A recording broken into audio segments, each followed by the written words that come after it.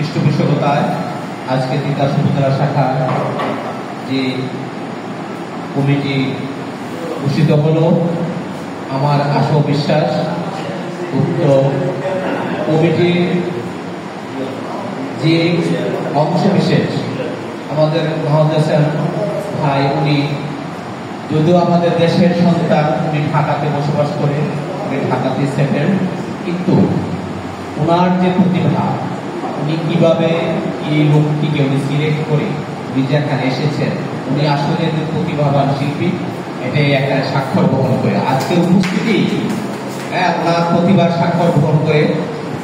আমার বিশ্বাস আমরা যারা এলাকায় থাকি, আমরা যারা বিভিন্ন পর্যায়ে রাজনীতি করি এবং রাজনীতি সাংস্কৃতিক বিভিন্ন পর্যায়ে আমরা নেতৃত্ব দিই, কিন্তু আমরাও কিন্তু এমন প্রতিভাবান লোকগুলোকে আমরা একত্রিত করতে পারতাম না।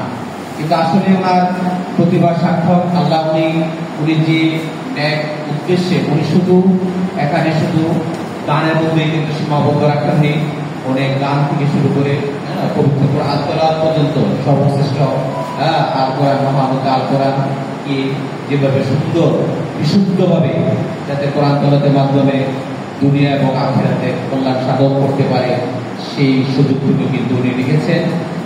এবং সেই সুযোগটি উনি যে করে দিয়েছেন, এবং আমরা যদি তা বাস্তবায়ন করতে পারি, তাহলে এর বদলতে আল্লাহ পাক যেন আমাদেরকে দুনিয়ার প্রকৃতি ক্ষমা করে আমাদেরকে যেন ক্ষমা করে দেন। আমাদের সেই নিয়ত এবং প্রত্যাশা থাকতে হবে। আর এটা হচ্ছে আমাদের প্রতিভা খোঁজে, এটা আমাদের একটা টিম।